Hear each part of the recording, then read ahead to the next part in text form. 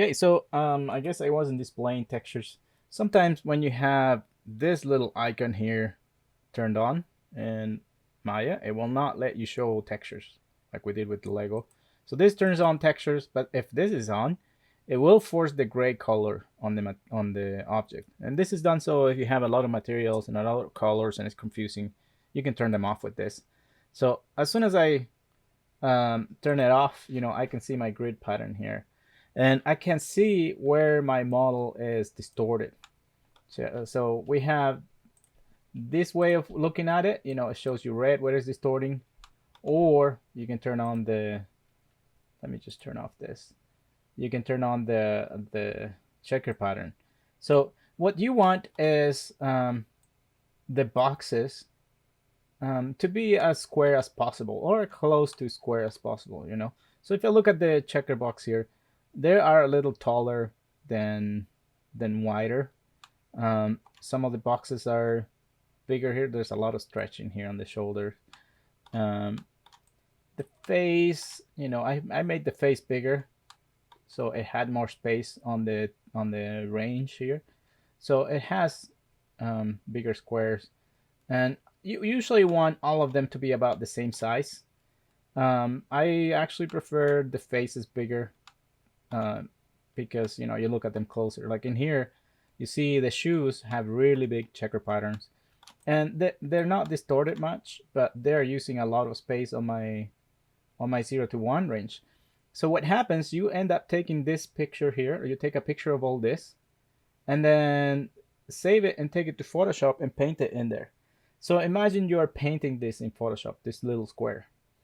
So if your picture is 1,000 pixels by 1,000 pixels, or 1024 by 1024, so all UV textures are to the power of 2, the sizes of them. Um, if you think about it, so if this is about 1,000 pictures, this is 500 pictures, this pixels, the half point of it.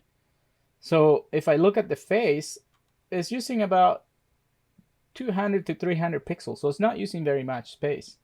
But the feet are, using quite a bit of space. So I can make them smaller actually, so they use less space. And I can make the face bigger.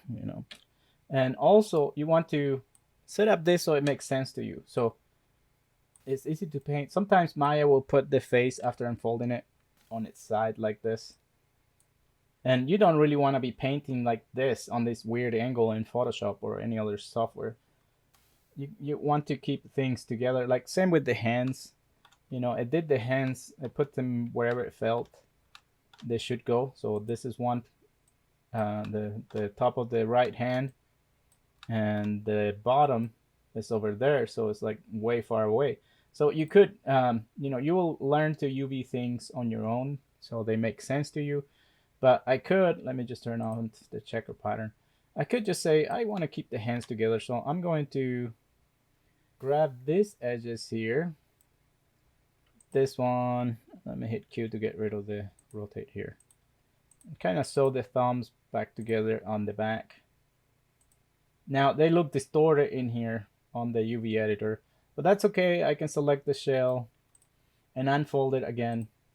Now I have the top and the bottom of the hand together, so I know which hand is which. And if the person has a ring or something like that, you know which one it is, which hand it is, so you can keep things together.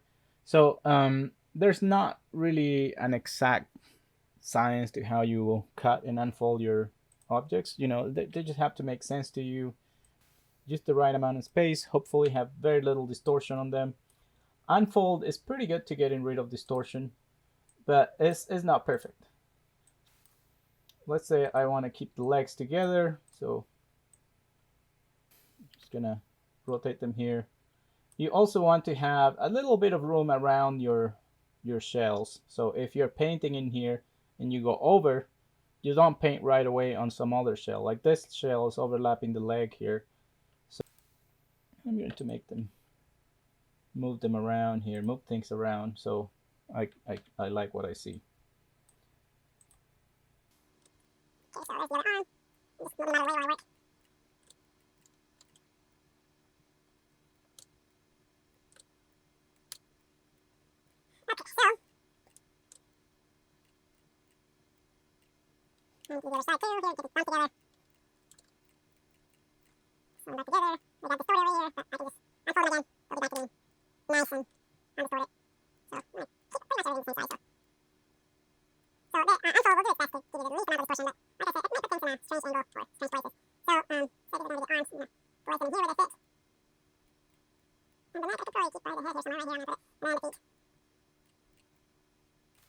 Okay, so I have everything laid out. Um, I could check my distortion here, make sure my grid is looking okay. I guess the shoulders have a lot of stretching here. I could come in here and maybe put a cut so they don't distort as much.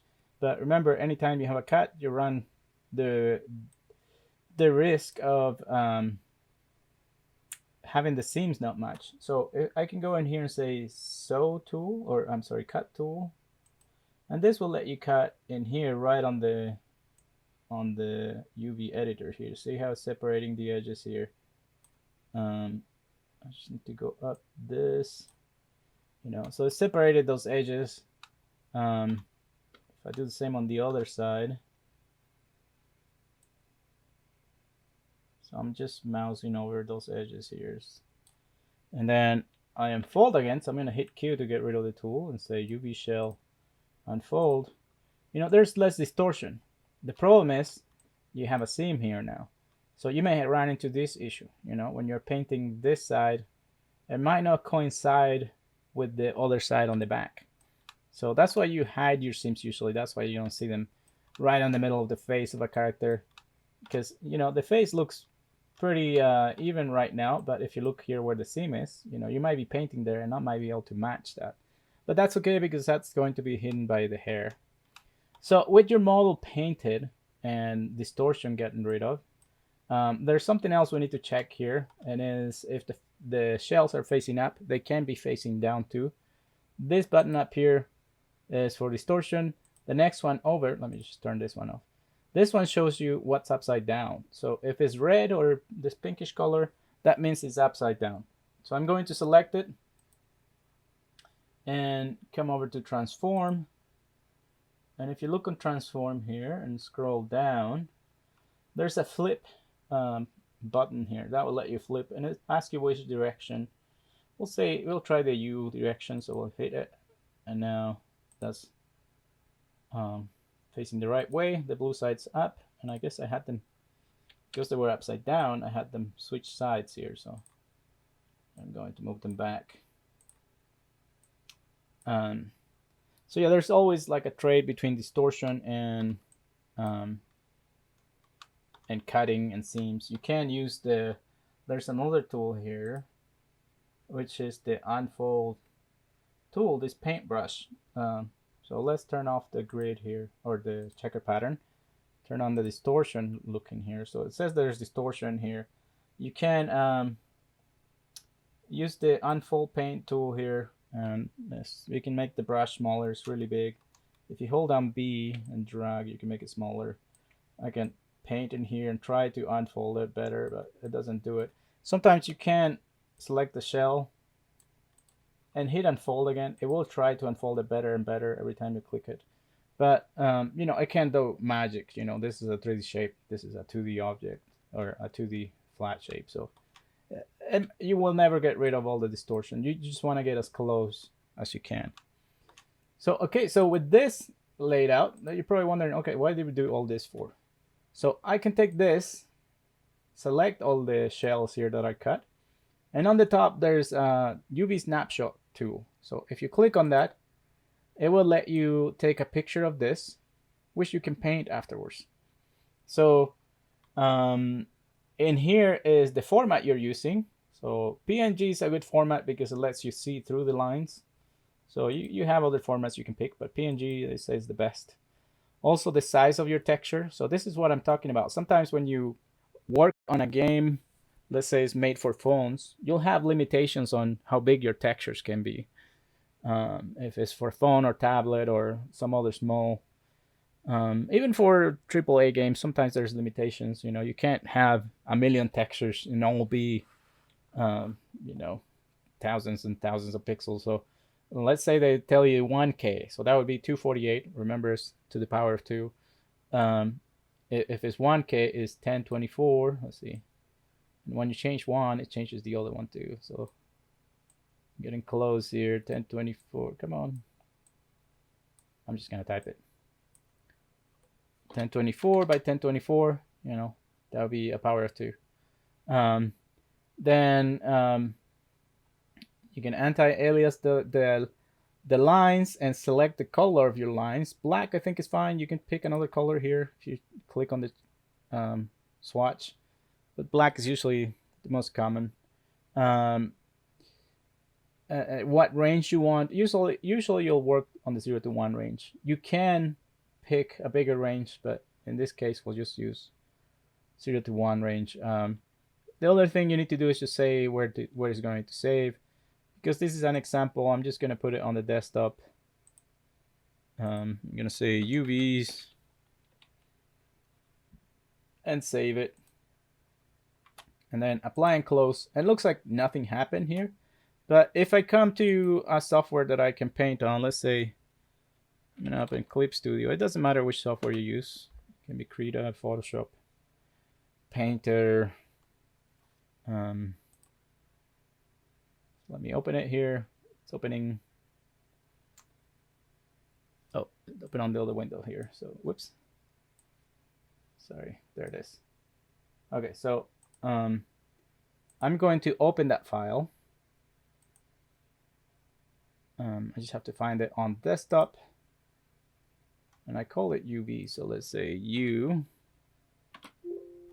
Oops. Didn't find it. U, where's the U here? There it is. UVs PNG. So I'm going to open it. There are my UVs. So now I can paint this file. I can, make a new layer here. Maybe name my layers, usually a good idea. So this is my lines. No, this is my lines. You don't want to paint your lines. So you might as well lock them, so you don't accidentally paint on them. And then this is my paint layer. I'm going to put on the bottom. Now I can, let's say I want to paint everything, just a blue color. Oh, so let me turn this off for a sec.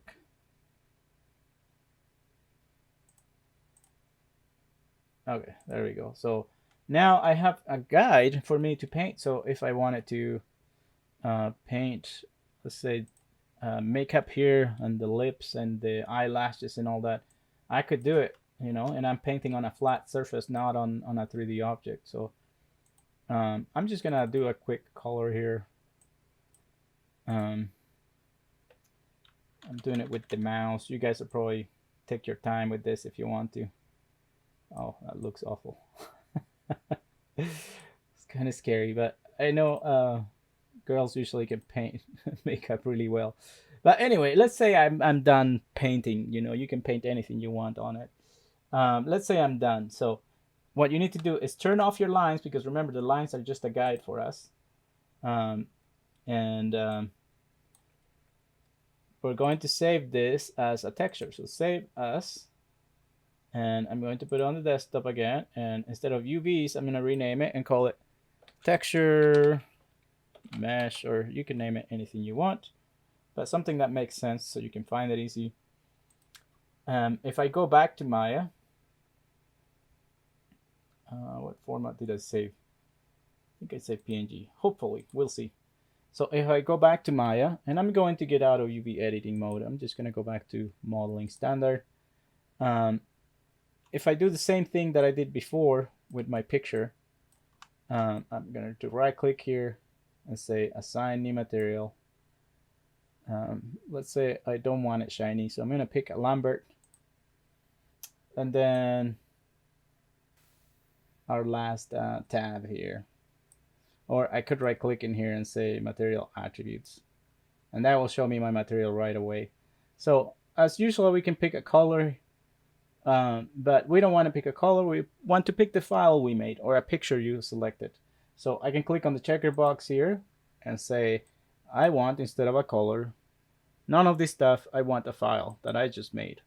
So as soon as you click on file, the window will change here to ask you where is that image and the name of it. So you click on the folder, going to the desktop, and I think I call it mesh texture. What did I call it?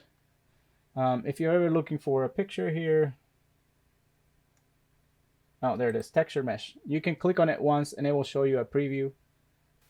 If you double click it, it will open and apply it. So the texture is in here.